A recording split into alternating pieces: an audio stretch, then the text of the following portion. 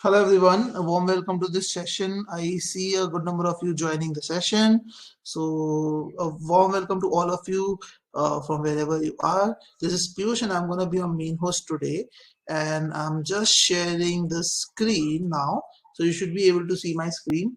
Do let me know if you guys can hear me loud and clear. I'm going to get you a poll.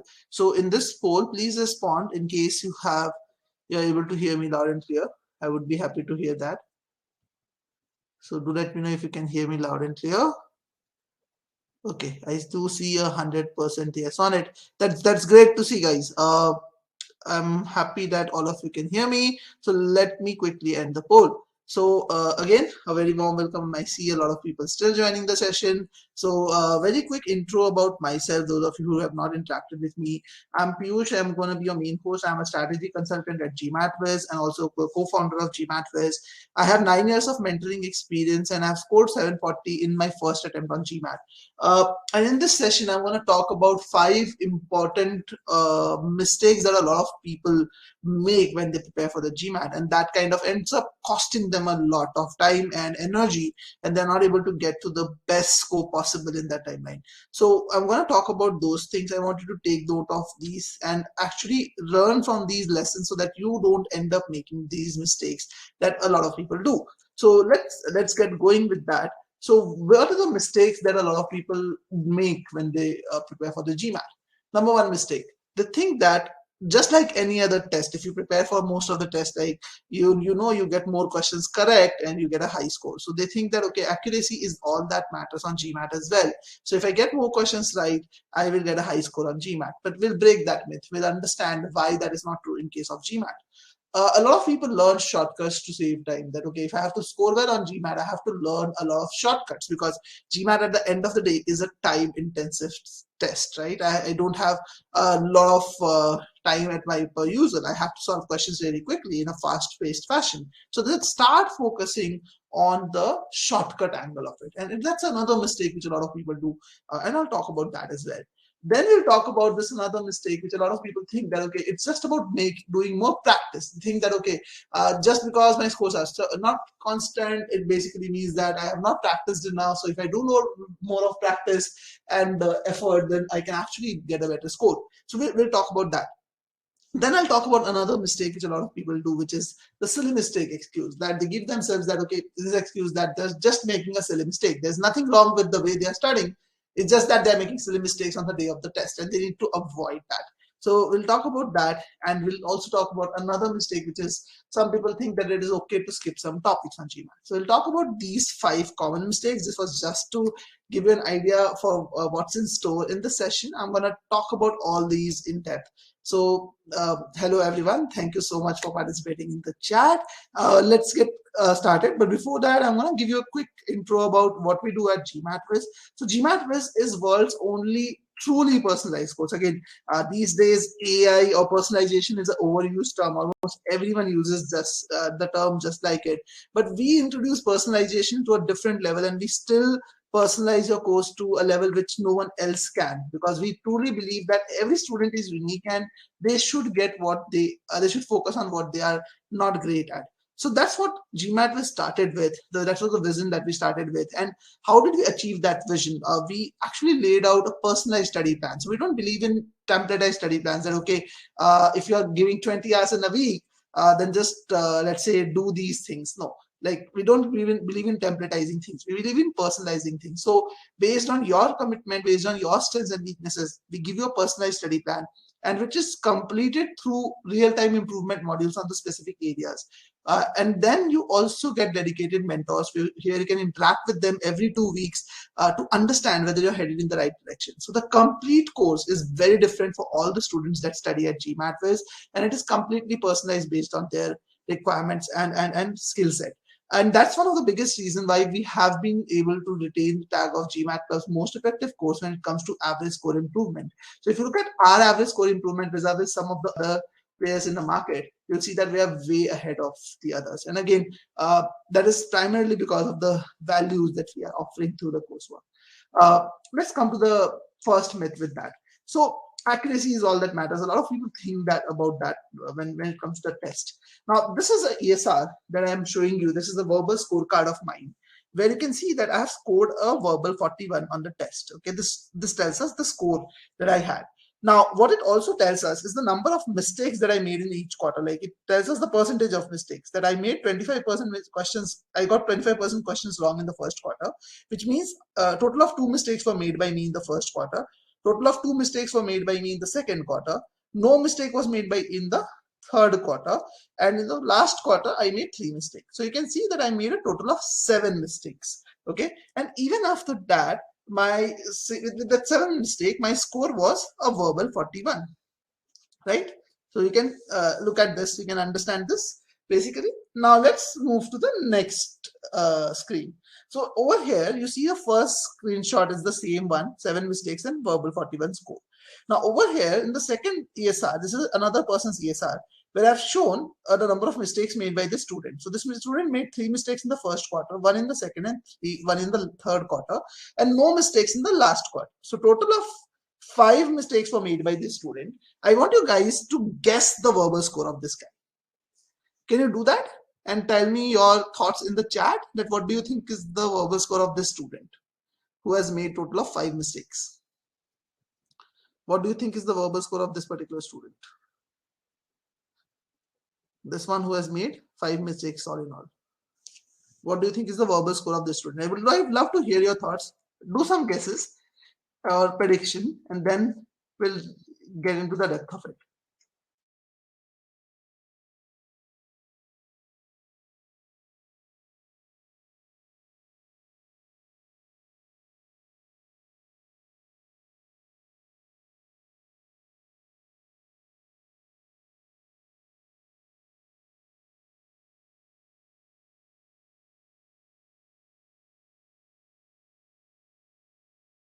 All right, let's see your responses. So Vikas says 36, Shikhar says 35, Arubam says 30, Lavanya is the only one who is saying more than 41. Shouldn't it be more than 41? Because the number of mistakes is less, right? The student has made 2 less mistakes, but most of you are saying that it should be less than 41. This guy or girl should be scoring more than 31, right? Because they made less mistakes. Isn't that logical? I see only 4 responses. What about others? There are about 17, 18 of you who are live in the session. Would love to hear from all of you guys. What do you think? And let's keep the session interactive. This way we get to learn more. Okay. Still shy? Don't see any other responses from you? No worries. Let me reveal the score. So this person only scored a verbal 34. Okay. And that was that was a shocking thing when I also saw the ESR at first, because obviously you don't expect this to happen. 7 mistakes and a person is getting a verbal 41, and 5 mistakes and the verbal score is just mere 34. And there as well, you look at the percentile. When I compare the percentile, 93 percentile versus 71 percentile, that's a huge difference, guys. That's a huge difference. It's not a small difference overall. So it clearly tells us that accuracy is not the only thing which matters in GMAT. And let's understand what has happened behind this, right? So if you look at the difficulty level chart, like GMAT also provides a difficulty level wise performance. So if you look at the difficulty level chart, everything will be very clear to you. So everyone, when they start the test, they generally start at the medium difficulty level. Okay. Now what happened was the student made 3 mistakes, and my understanding, and I even discussed with her, that when she started the test, the first 3 questions were sentence correction, and she was not feeling at her best at that particular point of time. She was a little panicked or a little anxious, and she ended up most likely getting those 3 questions wrong. Now, since she got those 3 questions wrong, the GMAT algorithm decreased the difficulty level to easy medium. Like it decreased the difficulty level to a significant level overall. It became very easy thereon. The question difficulty was easy. So even if she was actually getting 100% accuracy or close to 100% accuracy after that, she was not getting the hard questions right. On the other hand, when I was starting the test, I made a total of 2 mistakes, but I did not make the mistakes in the very beginning. I got those questions right, and because of that, the algorithm started giving me slightly more difficult questions. And you can see the jump that is happening in the difficulty level, average difficulty level. It is like going up. The trend was on my side. So what GMAT really looks at is basically how are you performing across difficulty levels. It is not just about accuracy. So if you need to really score high on the test, you have to get yourself to the medium high level and get those questions right. So you can see in the second quarter, the questions that I got correct were medium hard. Whereas the questions that this student got correct was only easy medium. And if I compare them side by side, you can see there's a huge difference in the average difficulty of the questions that both of us were getting correct. And that's where the difference in score comes from. And if you look at the third quarter also, and you compare this with the third quarter performance of the student, you can see there's a huge difference in the accuracy of the questions that she was getting, difficulty of the questions that she was getting right and I was getting right. Then that's what matters on GMAT. So if you really want to actually score well on GMAT, you have to get the questions of any difficulty level correct. So the idea is if you're targeting a 700 plus, you have to get definitely the easy and medium questions right to a degree of 90 to 100%.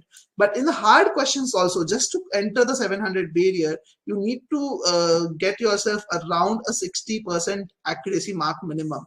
And then the higher you go from there, the higher your GMAT score is going to be. So that's like the first and foremost thing that you need to understand. That it's not just about getting more questions right. It is also about understanding which questions are you getting right. So in order to get to a 700 plus, you have to first make the algorithm serve you hard questions. For that, you need to get the easy and medium questions right. So accuracy on easy and medium questions is definitely very critical. You need to get to that 90 to 100% mark, but that's just half the battle won. This is just half the battle won. The second half basically begins when you start getting these hard questions. You need to get these hard questions right as well. You have to get these questions right. And you can only get these questions right by actually learning the right skills and how to apply them. Now that brings us to the next myth that many people think that, okay, in order to get the hard questions right, I have to have more time. I need to give more time to hard questions to get those questions right. How many of you believe in that? That I need to give more time. If I had more time to solve hard questions, I could definitely get those right. How many of you feel that? A quick yes, no in this poll, guys. How many of you feel that? That if I had, let's say, more time to solve hard questions, I would get those right. Let's see your responses in the poll. Okay, we do see a few votes coming in. This is an anonymous poll, so feel free to respond to this. Okay. Let's wait for 10 more seconds at least.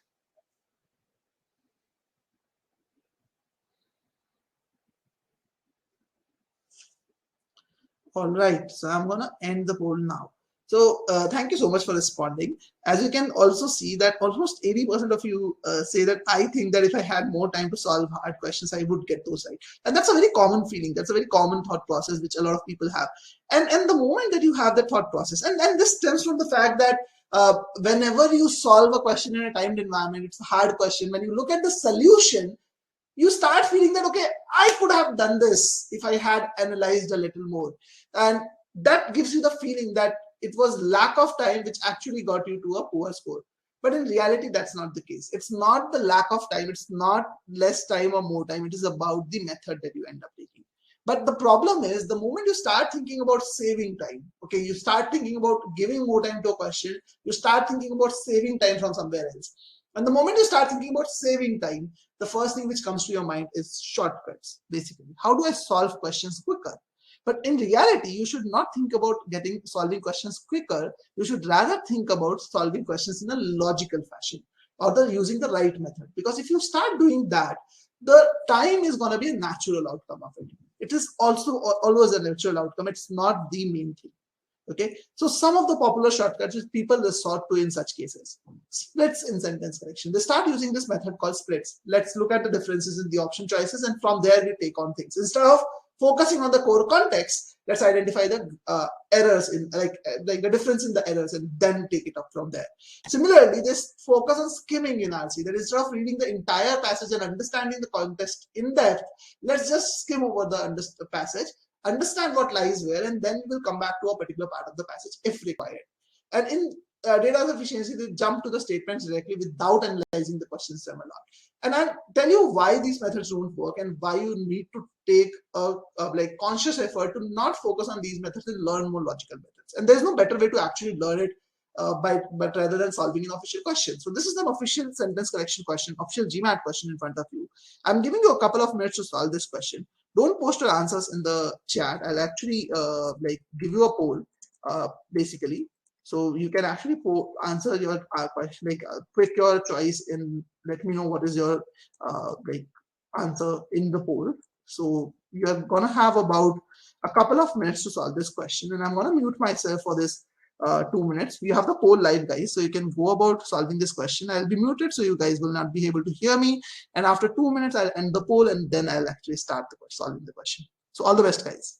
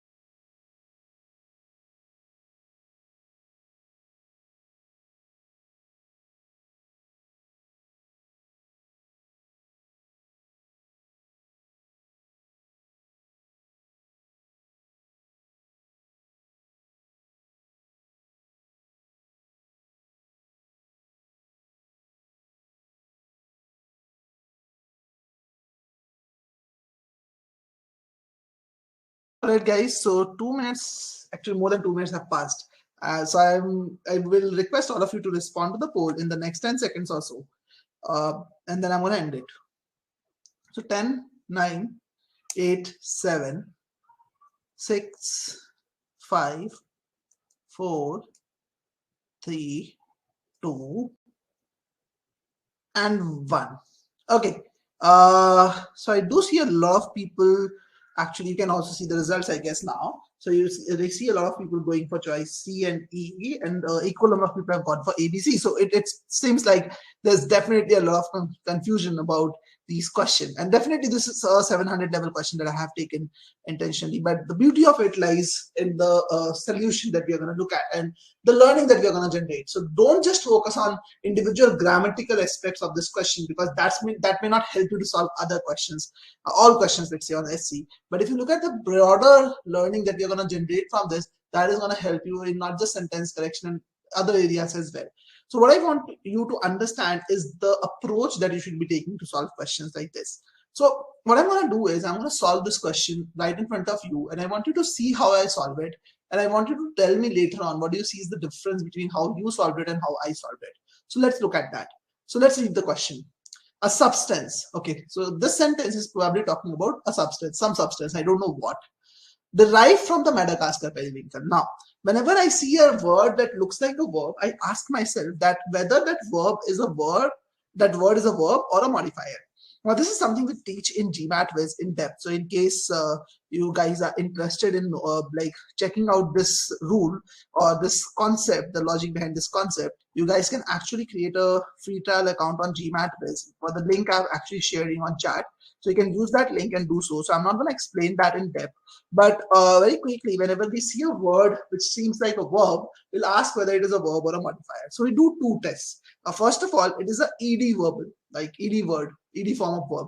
So we will see whether there's a aiding verb before it. Aiding verb or helping verb is like was, is, something like that. There is no aiding verb, so definitely we cannot conclusively say whether it is a verb. So we need to take the second step. We need to understand basically whether the substance is doing the action of derivation or someone else is doing the action of derivation. Obviously, the substance is not doing the action of derivation, so definitely this is a modifier. So this basically tells us, this sentence tells us that a substance was derived from the Madagascar periwinkle. This derived from the Madagascar periwinkle is just an additional information about that substance. So this is not the main part of the sentence. This is just an additional information that this substance was derived from Madagascar periwinkle. Let's read further. Which has proved useful in decreasing mortality among young leukemia patients. Now, the moment I read this, I ask myself, what does this which refer to? What has proved useful? I know that something has proved useful in decreasing mortality, the death rate among young leukemia patients. Okay, if you don't know what leukemia is, doesn't matter. Seems like death, mortality, patients. This seems like a disease to me. Okay, so this something has proved useful in decreasing death rate in case of some like people who are young, people who are affected by some disease. Okay, now what has proved useful? Let me ask this question. What has proved useful? Like, is it the substance or the MP? Can you guys tell me in the chat? What do you think has proved useful?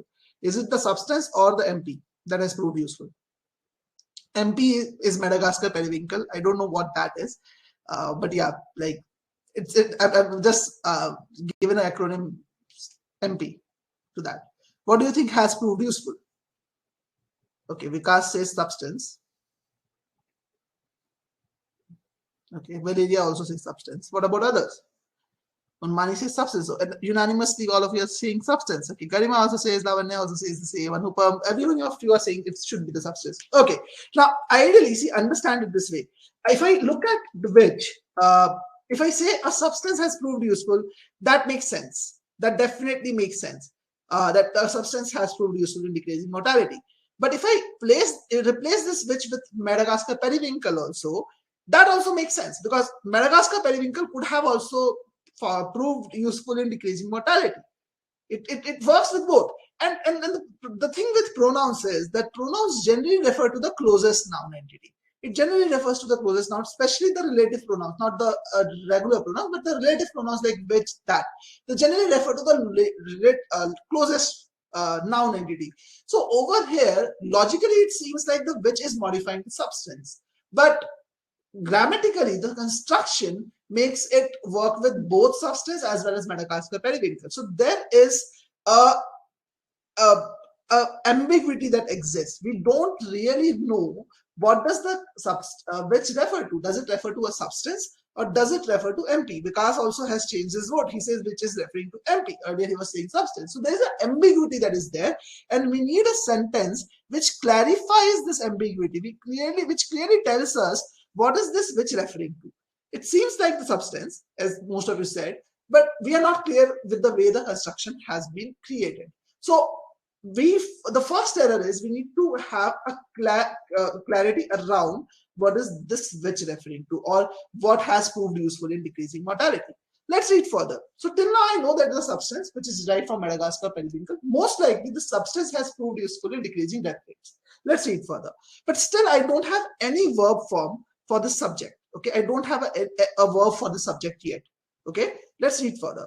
Is cultivated in China. Okay, the moment I see is cultivated in China, I ask myself, okay, what is this is cultivated in China talking about? This is a verb again. Is cultivated is a verb. So this is definitely referring to a substance. So it tells us that a substance is cultivated in China as part of a program. Now, it is cultivated in China, but why is it cultivated in China? It's cultivated in China as a part of a program to integrate herbal medicine, traditional herbal medicine, into a contemporary style of healthcare. So it is to integrate the traditional herbal medicine into the general or the modern style of healthcare that is followed. So that's the meaning that it communicates. But I am feeling a little weird with this thing is cultivated. Why?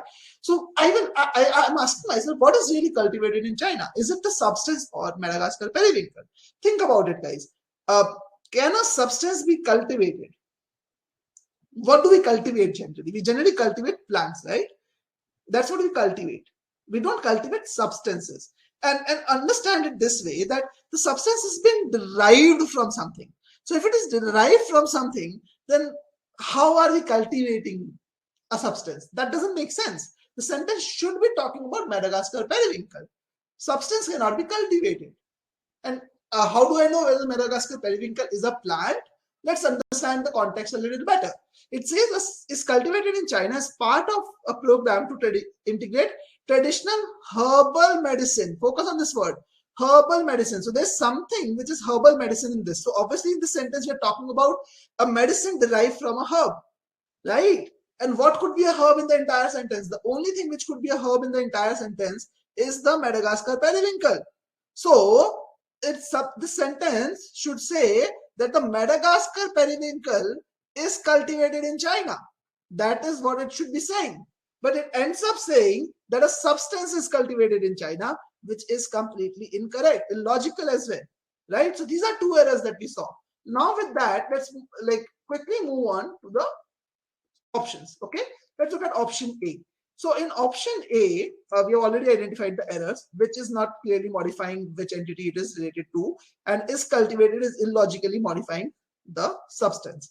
Let's look at option B. A derivative which has proved useful. So it clarifies the error that a derivative has proved useful among in decreasing mortality among young leukemia patients of the Madagascar periwinkle is cultivated. So it still says a derivative is cultivated, which is illogical. Let's look at choice C. It says a Madagascar periwinkle derivative which has proved useful. So it clearly modifies, the derivative. So it clarifies the ambiguity that, okay, the derivative or the substance has proved useful in decreasing mortality among young leukemia patients. But it still says that a Madagascar periwinkle derivative is cultivated in China. So it is still saying that a derivative is cultivated, which is again logically incorrect. Now, 36% of you went ahead with this choice. You see the logical error or logical flaw in this choice, right? It is not communicating a logical meaning at all. Now, what about choice D? It says the Madagascar periwinkle has a derivative, which is weird, like has a derivative which has proved useful in decreasing mortality among young leukemia patients that is cultivated in China. Now, what is cultivated? What is this that which is cultivated? Is it referring to patients? Is it referring to, is it parallel to which? If at all is parallel to which, then why isn't the and connecting both? So there are multiple errors with choice D. It is not the right answer. Let's look at choice E. The Madagascar periwinkle, okay, we're talking about the Madagascar periwinkle, a derivative of which tells us that the Madagascar periwinkle's derivative, okay, a derivative of which has proved useful. So this clearly tells us basically that what has proved useful? A substance or derivative has proved useful in decreasing mortality in young leukemia patients. The Madagascar periwinkle, a derivative of which has proved useful, is cultivated in China. So what is cultivated in China? The Madagascar periwinkle is cultivated in China. So this is a logical sentence, and that's why the sentence is correct. Now, tell me guys, what do you see? You saw me solving this question in front of you. Now tell me guys, what do you see is the difference in the approach that I took and the difference in the approach that you followed to solve the question? Let's understand that from you. You saw me solving the question. What is the difference that you found? Let's talk about that. In the meantime, you type your comments in the chat. I'll tell you what is the biggest problem when we solve such questions. When we solve questions, we actually start thinking too soon about timing. And in fact, in most cases, most of you, when you were solving the question, you might have read the question stem too quickly. You might have read the question stem too soon to get a rough understanding of what's being stated. Now, when you have a rough understanding of what's being stated, you kind of eliminate 2-3 choices confidently. Even if you have a rough understanding, you can get 2-3 choices eliminated confidently. That's generally not a problem. But the moment you get stuck in 2-3 close choices, that's where the problems start. Now, technically, the problem did not start at actually getting stuck. The problem started actually when you started reading question stem quickly. But you realize the problem when you get stuck in 2-3 choices, close choices. What happens then? You have to then go ahead and reread the question or the choices multiple times to get a better hang of things. Now, whatever time you saved in the first go when you're reading it fast, you end up losing all that time. In most cases, you actually end up spending even more time than what you could have usually spent if you read the question stem properly. So Vikas says meaning is important, and that's the most important thing. So you need to understand the context, because if you don't understand the context, what will you base your answer on? The context is what derives, that leads you to the answer. So please make sure you do that. And when you reread options multiple times, in the end, when time runs out, you end up marking something. Even right now, when I was making you guys solve the question, the moment I said the time is running out, when I said that okay, 2 minutes are over, almost all of you marked the choices towards the very end, just that moment. And most of you who marked it at that point got the answer wrong. So please make sure, understand this entire process, that the entire problem is happening when you're reading question stem too quickly. You may save 20-30 seconds by doing so. Like, you can read the question stem quickly and do it in 20-30 seconds, save 20-30 seconds by doing that. But the moment you reach to this stage of getting stuck, you end up losing all that time. When you start rereading information, the moment you start rereading information, you end up losing all the time that you spent. In fact, in most cases, you will end up spending a minute and a half, or maybe even more, to just get the answer right. So that's where you end up losing all your time. And generally, this happens because you are following a wrong approach, basically the wrong approach, or you're worried about timing. So if you're worried about timing, don't be worried about timing. First, understand that you need to improve your approach properly. That brings us to the next part. Practice makes a man perfect. A lot of people think that, okay, I've just learned something today, and I'll just make sure that I practice and I get the questions right. That's not how it works. If you're using the wrong method, if your approach is not correct, it doesn't matter how many hours of practice you do, how many months of practice or days of practice you do, you're gonna get better at using the wrong method. So first thing you need to do is improve your method. And this is very, very important, guys. I tell this to a lot of people, but when I ask them, okay, what is that you're doing? When they come and tell me that, okay, I'm struggling to improve my score, I ask them what is that, what they're doing. So they tell me that I'm taking more practice questions and I'm taking mocks, but I'm still not seeing any improvement. So what they don't understand is you don't learn from the questions, you actually learn from the solutions. Now, when you have to analyze the question stem or the solutions, most people focus on reviewing the questions that they get wrong. They don't review the questions that they got right at all. They assume that they have gotten it right for the right reason in most cases. And even when they're reviewing a answer that they have got wrong, they will focus mostly on the option analysis. They will, let's say you mark option B as the answer and the right option was option C. Most people will spend time on option B and C instead of looking at the entire thing. And in that case, what happens is they don't see any improvement in their score. So it is very important that when you are learning something, you're not just learning concepts and then directly jumping to practicing questions. Because if you do that, you will end up repeating the same mistakes again and again, and your score will be stuck in a certain score group. But if you actually want to improve your score, you have to follow 3-step method. First, learn the concepts, then learn a methodical approach to solve the questions, and then practice questions. Then only you'll get a 700 plus. Now, what I mean by all this, let's understand that through this passage. So what I've done here is I've given you a official question again. In this one, on the you don't have the entire passage. I've taken one para, the first para, or the half of the passage that was there, and given you that to solve. And I've given one question which is relevant to this para only. So I'm giving you about 5 minutes or so to solve this question. So take your time, go through this properly, solve this question, and then after 5 minutes, I'm gonna solve this with you, and we're gonna discuss the important lesson or the learning that we bring out from it. Okay, so all the best, guys. I'm gonna mute myself. You have the polls here, so please respond to the poll with your answer. All the best.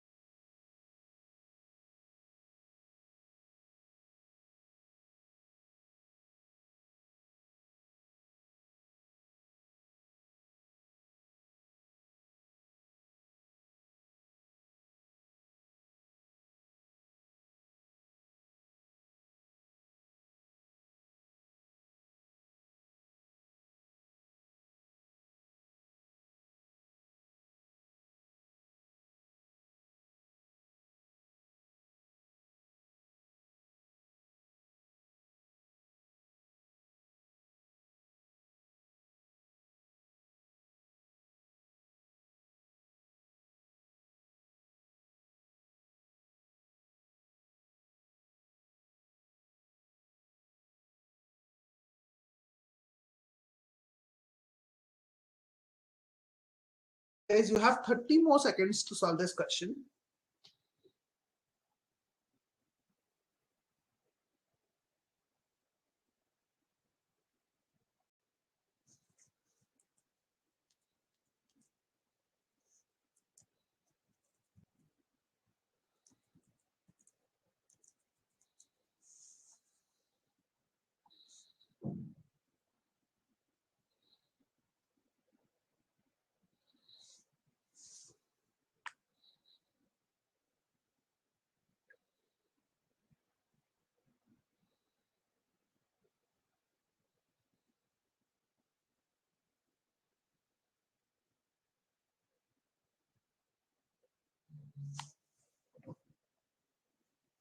Okay, so I'm gonna end the poll now because I think we spent enough time on this question stem.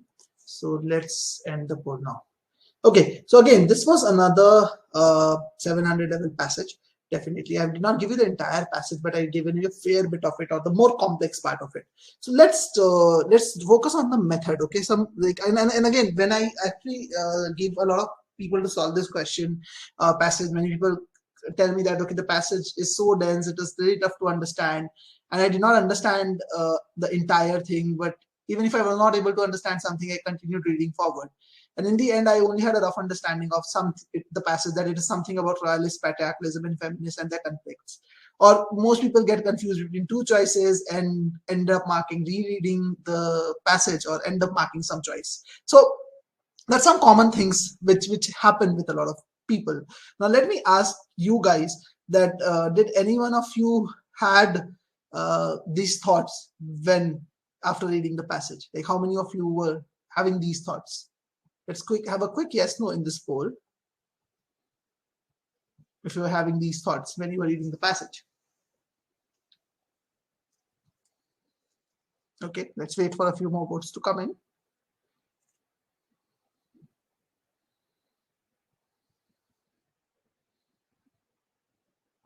Fairly common thoughts, right? Almost every one of you had these thoughts. So this is very common if you actually let's say don't don't know the right method of reading RC passages. And that's where I also struggled when I was a student in the initial part, when I used to actually focus on reading the passage much more quicker, in a much more quick fashion, so that I can save time and actually solve questions correctly. So I focused on giving more time to the questions than the passage, and that was a wrong technique. And let's understand what is the right way of reading, right reading style. So I'm going to show you that, and I'm going to show you that by breaking the passage down into smaller parts and bits and pieces. So let's start reading this. So it is an odd but indisputable fact, basically. So the moment I read this, I know that the author is telling me his point of view about something which is odd. So he's saying that there is something which is odd, but even though it is odd, it is indisputable. There is no dispute on it. There is no dispute about the fact. Now, I don't know what this fact is. Let's read further. That 17th century English women, so this fact is definitely about 17th century English women, but I don't know what is odd about this. Let's read further. Who are generally regarded as among the forerunners of modern feminism are almost all identified. So I know that these 17th century English women who are identified as the forerunners of modern feminism. So these are people who are identified as modern feminism, basically probably started with these people, like the forerunners, are almost all identified. Are almost all is a very strong word. It says that almost every one of them was identified with the royalist side. Okay, there was one side with the royalist side in the conflict between two parties, royalist and parliamentarian. So this is party one, this is party two. This conflict is known as the English Civil Wars. But basically the fact which is odd is that almost all the forerunners of modern feminism were almost on the, almost all of them were on the royalist side. So that is an odd fact, and the author agrees with that because this is his own opinion he's presenting. But he's at the same time saying that this is undisputable as well. There's no dispute about it. Even though it is odd, it is undisputable. So that's what we understand from the first sentence. Let's move on to the second sentence. All right, let's do that. Just a second, guys. Yes. So since royalist ideology, so the next sentence it says starts with since. Now, when I say since, I know that there is a cause and effect probably which is going to come up. There's a cause, there's an effect. Since tells us the cause, and then the effect will come up. So let's keep read with that mindset. Since royalist ideology is often associated. Now, the moment I see often, the word often, I understand that this part may not be the author's opinion. This part could be a third party opinion, because he's saying since royalist ideology is generally by others associated with the radical patriarchalism of 17th century political theorist Robert Filmer. So he says that since many people associate royalist ideology with the thought process of someone called Robert Filmer, who is a political theorist, there's something else that will bring up. Okay, but let's see what is that. But I see a hyphenated portion in between that, a patriarchalism that equates. So this is a change in thought process. So from the cause and effect, we are taking a different direction. So probably the author is trying to explain us this radical patriarchalism that he was talking about. What is this radical patriarchalism? A patriarchalism that equates family and kingdom. So it says family and kingdom are equal and asserts the divinely ordained absolute power of the king. Okay, so asserts the power of the king, which is basically there in the kingdom, and by analogy of the male head of the household. So he's saying that just like the kingdom rules the king rules the kingdom, the family should be ruled by the male head of the male head of the household, basically, not the female head. So this tells us more about the patriarchalism of Robert Filmer, but this has nothing to do with the cause and effect. So I can ignore this if I want to think about the cause and effect, guys. Okay, so let's read further to understand what is the cause and effect. So I'm going to read the cause once again. So since the royalist ideology is often associated with radical patriarchalism of 17th century political theory Robert Filmer. So since this ideology is associated with radical patriarchalism, what happens? Historians have been understandably puzzled. Okay, so the effect of this is that historians have been understandably puzzled. So this is a very strong language. This says that the author is agreeing to it. So the author says that it is understandably a puzzling fact that royalist women wrote the earliest extended criticisms of the absolute subordination of women in marriage. So he says that since it seems like most people believe that ideology of royalist itself is based on radical patriarchalism, it is weird to see that royalist women wrote criticisms of subordination of women in marriage and the earliest systematic assertion of women's rational and moral equality with men. So he's saying that since the ideology is based on patriarchalism, how does women end up becoming such big critics of it, basically? So second sentence is telling us basically a paradox. It is telling us a paradox that ideally, since the ideology is supposed to be on radical patriarchalism, as believed to be on radical patriarchalism, this should not happen. So it's a paradox. So Vikas' second sentence is telling us it's not telling us why English women are on royalist side. It is telling us why they should. It does not make sense for them to be on the royalist side. So it actually exposes a paradox. Okay, it highlights a certain discrepancy basically in that thought process. That there is some difference in the thought process that exists in the mind of royalist women versus the royalist ideology. That's the paradox that it brings up. Let's read further. Some historians have questioned. Okay, so this para tells us some historians have questioned. So it is not telling us the author's opinion. It is telling us the opinion of some historians. They have questioned the facile equation. I don't know the meaning of the word facile, but it questions the equation of royalist ideology with Filiberian patriarchalism. So he says that some people have even questioned this, that whether royalist ideology is based on Filiberian patriarchalism. And indeed, and the moment I see indeed, I mean that the author is stressing on this. And indeed, there may have been no consistent differences between royalists and parliamentarians on the issues of family organization and women political rights. So he's saying that basically, he also feels that there's no big difference in royalists and parliamentarians, those two sides, on issues of family organization. But now, the moment you see but, you understand that the author is trying to bring his point of view. It's contrary to the other thing. But in that case, one would expect early feminists to be equally divided between the two sides. So he said that if that was the case, then in that case, we will expect the feminists to be equally divided in two sides. But in this case, they are on the, most of them are on one side. So it seems like that the royalist ideology is actually based on Filmanian patriarchalism, or there is some association definitely which has actually created this kind of a like complete almost 100% of modern feminists being on one side of the civil wars. So you need to understand that as an aspect. So what we see in the first para primarily is the paradox between that. Why does royalist women actually become, why do they criticize the patriarchalism basically? So what level of the question this is? Vidya, this is a 700 level passage, definitely. Okay. Now the first para or starts with the author telling us an odd fact, but true fact, that all modern feminism, like forerunners of modern feminism, were on the royalist side. Because royalist ideology, filmers basically observed absolute male power, historians are puzzled that women belong to such a family criticized male power, basically, are actually criticizing that. Some historians have doubted the association. Author supposed this and says that there have been no consistent differences. But then author rounds up and concludes that at the beginning, if there is no difference between them, then half of the women should have been on both sides. But the summary is that given the background on the ideologies, it is odd that all the women are on that side. Probably in the next para, the author might have explained why this happened. And in the next para, it actually happened in that way. But what I was trying to tell you was to understand and observe the way I was reading, then contextualizing the information. Let me ask you guys, how many of you did contextualize the information in the same way as I did when you were reading it for the first time? Tell me honestly.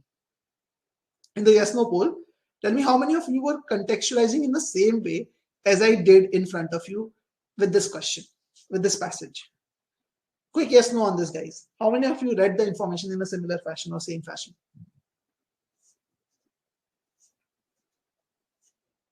And please be honest here, and I would expect a few more votes to come in.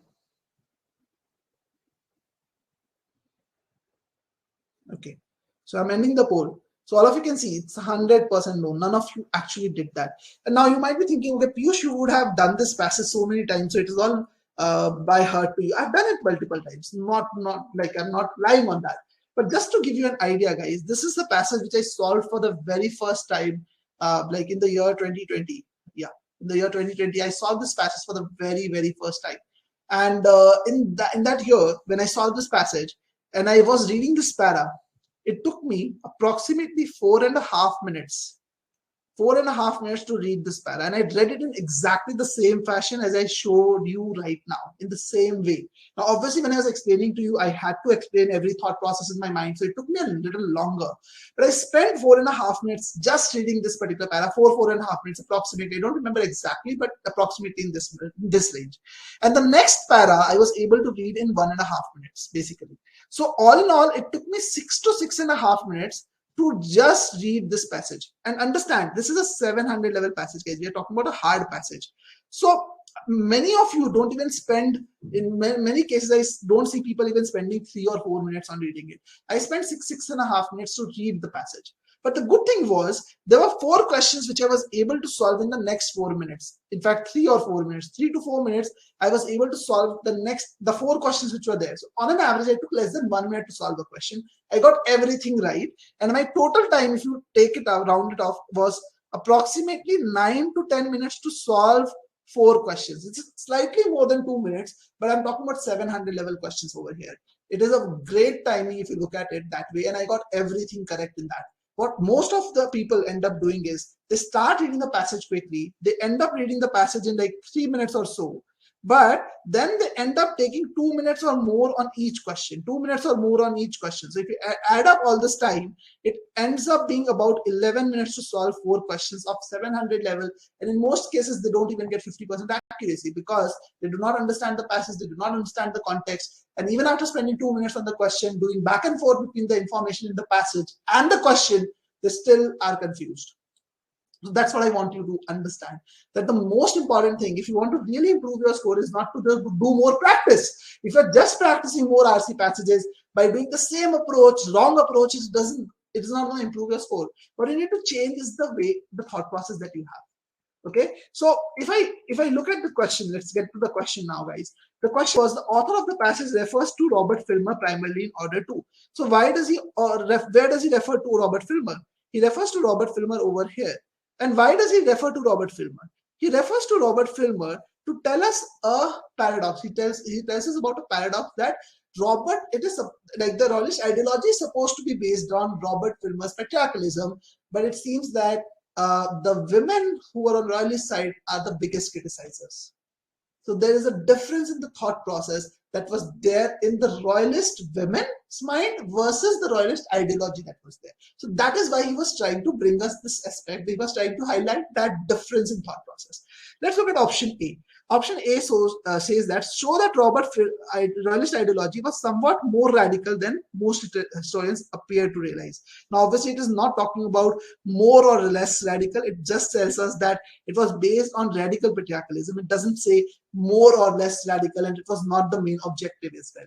Second option says, B option says qualify the claim. The word qualify means add conditions to the claim that patriarchalism formed the basis of royalist ideology.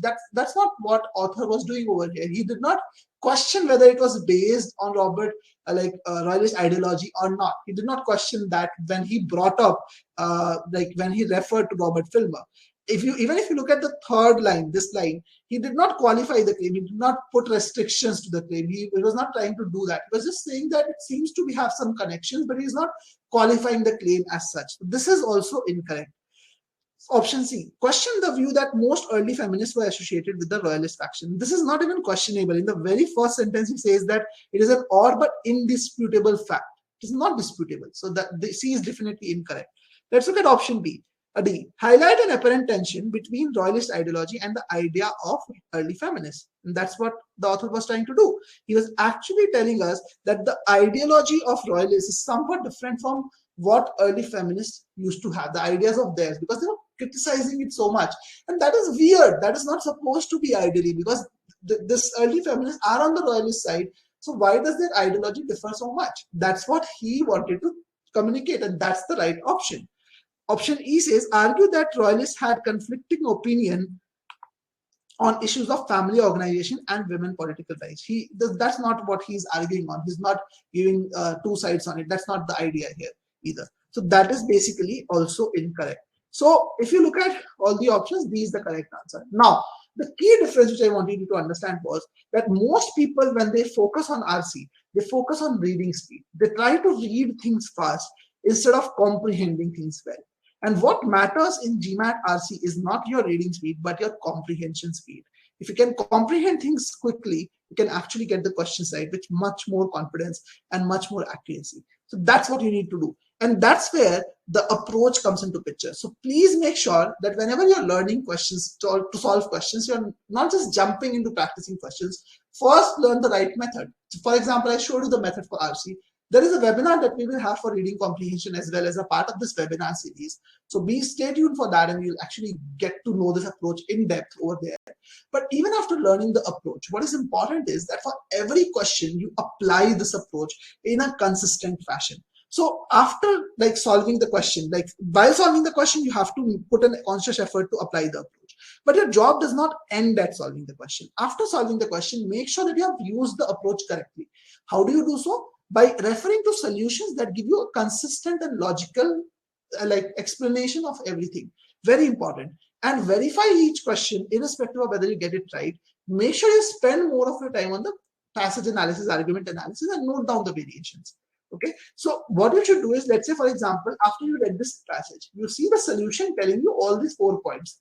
Make sure that you check that when you are reading the information, did you actually analyze the information in this way or not? That's what you need to do.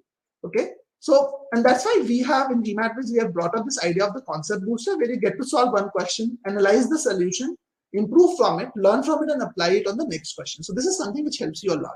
Now let's move to the fourth myth or the fourth mistake, which a lot of people do. They end up telling themselves that they're just making silly mistakes. Please don't do that, guys. if you are making a silly mistake, try to identify the core reason. And trust me, guys, in my opinion, and this is something which a lot of people tell themselves for quant. So generally, when you're saying you're making a silly mistake, basically, it's actually one of these three that is actually happening. Point number one, the one reason why you end up making silly mistake is that you are actually not reading questions properly. For example, the question said that if x is not equal to 7, then blah blah blah. You did everything, you solved, like while marking the answer, you did not consider that x is not equal to 7. In most cases, you will tell yourself that, okay, this is a silly mistake. I did not read the question stem properly. But in reality, the problem was not that you did not, that you missed that constraint. The problem was you're not focusing on the constraint which was given.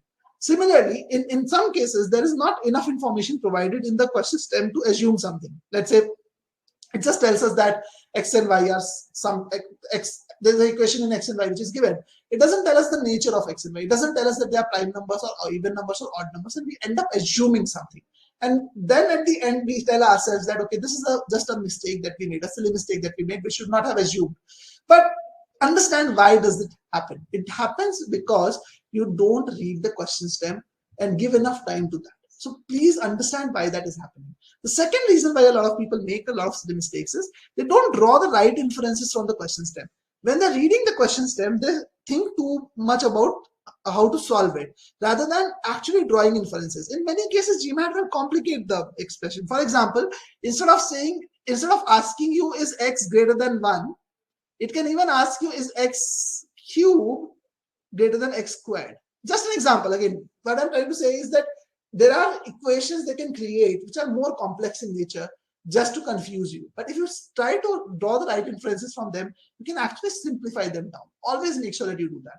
And the last reason why many people make a lot of mistakes is the calculation errors. I also used to make a lot of calculation errors. For example, 2 multiplied by 3 is 5. I used to do such kind of mistakes as well. So try to understand where your mistakes happen. For example, when I saw that I'm doing such silly mistakes in calculations, and it's not happening with me when I'm actually multiplying 23 with 41. That is something which I'm probably getting right. But when I'm multiplying 2 with 3, that's where I'm making a mistake. So I started being cautious when I was doing simple calculations. So that's the approach to it. Okay. So please make sure you don't do that. The last mistake which a lot of people do is they think that skipping some topics is fine. For example, permutation combination is a tough topic. So many people think that, okay, it's a complex topic, so let me avoid it altogether. There are hardly 2 or 3 questions which will come on GMAT, so I'll just skip those questions. But that's not the right thing to do. I'll tell you why. Look at these 2 ESRs on your screen, okay? The left-hand side, you can see a person has scored a 49 on quant with 5 mistakes, just 5 mistakes over here. Right-hand side, you can see a person has scored 50 on quant with 6 mistakes. Okay, see, more mistakes, still the score is higher. Now, the reason, if you look at it, primarily is that this person did not make any mistake in the first quarter. In the second quarter, just 1 mistake was made, but no mistakes in the first quarter. On the other hand, this student made 2 mistakes in the first quarter. Now, imagine, see, you don't have control over which questions will come in the beginning. Let's say you skipped permutation combination or coordinate geometry altogether. Okay, now, or let's say, for example, in verb tenses, you skipped altogether. And you get a question which is an easy question or medium question in the first quarter itself from that particular topic. You'll have no choice but to skip it, right? You don't have control which topics are going to come.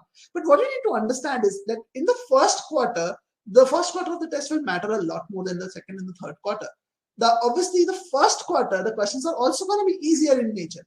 So even for the most difficult topics, I always recommend students that at least get the easy and medium questions right from all areas, including your weaknesses. Even for your weak areas, don't leave the easy and medium questions. For every topic, at least build a skill that you are able to get the easy and medium questions right. Okay? So please don't make that error. All right, so these were the 5 mistakes that I want you to avoid when you're preparing for the test. So this was about it from the session. If I'm opening it up for the Q&A, so if you guys have any questions, I'm gonna be here for another 2-3 minutes. If you guys have any questions, I'll take those up, spend more 5 minutes on it, and discuss about your questions. But in case you want to check out our coursework, you can go to gmatviz.com and do so, or reach out to us on the contact information which is given on your screen, and I'll be happy to take those up. But if you have any questions in the meantime, do feel free to ask me in the chat over here. I'll be happy to answer those questions for you. So do let me know if you have any questions for me. So, and make sure that you avoid these 5 mistakes that we talked about today.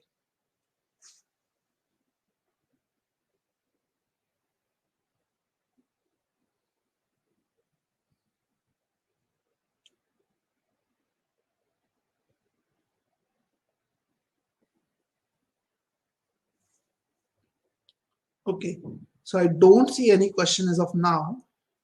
So I hope everything was clear to you and the session was helpful. So it was great interacting with you guys. Thank you so much for being here in the session. In case you have any other questions, please feel free to reach out to me on the email ID or the contact number which is being provided. Thank you so much, guys. Have a nice day ahead. Bye.